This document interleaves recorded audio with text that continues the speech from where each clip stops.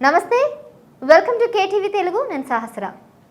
లోక్సభలో ప్రతిపక్ష నేత కాంగ్రెస్ అగ్రనేత రాహుల్ గాంధీ చేసిన వ్యాఖ్యలు ప్రస్తుతం తీవ్ర సంచలనంగా మారాయి. తనపై త్వరలోనే ఎన్ఫోర్స్మెంట్ డైరెక్టరేట్ ఈడీ దాడులు చేయవచ్చని రాహుల్ గాంధీ సంచలన ఆరోపణలు చేశారు. ఈడీ సోదాలపై తనకు విశ్వసనీయ వ్యక్తుల ద్వారా సమాచారం అందిందని ట్వీట్ చేశారు. లోక్సభలో తాను చేసిన చక్రవ్యూహం ప్రసంగం కొంతమందికి నచ్చలేదని రాహుల్ గాంధీ ఈ సందర్భంగా వెల్లడించారు. ఈ నేపథ్యంలో త్వరలో తనపై ఈడీ దాడులు జరగొచ్చని ఆయన ఆరోపించడం ప్రస్తుతం సంచలనంగా మారింది. ఎన్ఫోర్స్మెంట్ డైరెక్టరేట్ తనపై సోదాలకు సిద్ధమవుతుందని రాహుల్ గాంధీ అన్నారు.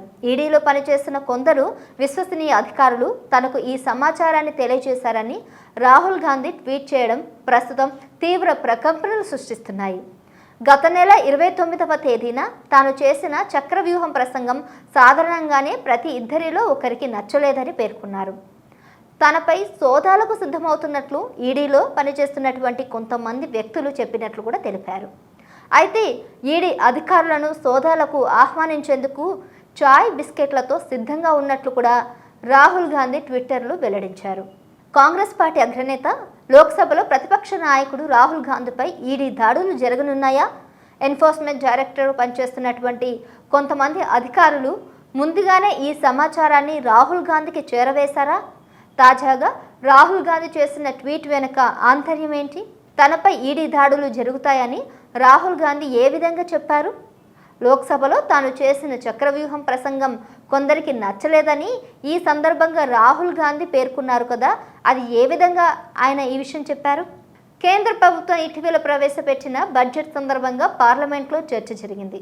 ఈ క్రమంలోనే లోక్సభలో ప్రతిపక్ష నేత రాహుల్ గాంధీ బడ్జెట్పై ప్రసంగిస్తూ కేంద్ర ప్రభుత్వంపై తీవ్ర విమర్శలు గుప్పించారు. 6 వ్యక్తులు దేశం మొత్తాన్ని పద్మవ్యూహంలోకి నెట్టివేస్తున్నారని తీవ్ర ఆరోపణలు చేశారు. ఈ సందర్భంగానే ప్రధానమంత్రి నరేంద్ర మోడీ, కేంద్ర హోంశాఖ మంత్రి అమిత్ షా, మిగిలిన వాళ్ళ కొంతమంది మంత్రులతో సహా పలువురిపై తీవ్ర విమర్శలు చేశారు. దేశ సంపద మొత్తాన్ని కబళించాలని చూస్తున్న 2 వ్యక్తులు మొదటి శక్తి కాగా, కేంద్ర ప్రభుత్వం దర్యాప్తు సంస్థలైనటువంటి సిబిఐ, ఈడీ, ఐటీలు రెండో శక్తి అని తెలిపారు. రాజకీయ కార్యనిర్వాహక వర్గాన్ని మూడో శక్తిగా రాహుల్ గాంధీ అభివర్ణించారు. ఈ శక్తులన్నీ దేశాన్ని విధ్వంసం చేస్తున్నాయని మండిపడ్డారు.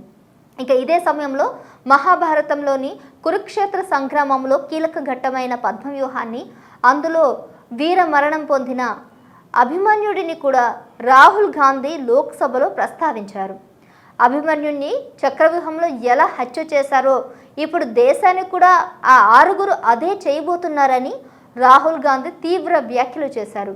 దేశంలోని యువత, రైతులు, మహిళలు, చిన్న మధ్య తరహా వ్యాపారులు చుట్టూ ఆ పద్మవ్యూహాన్ని పన్నుతున్నారని కూడా చెప్పారు.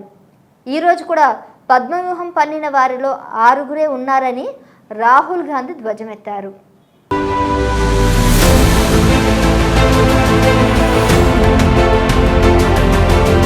Please subscribe to KTV Telugu. KTV Telugu. KTV Telugu channel.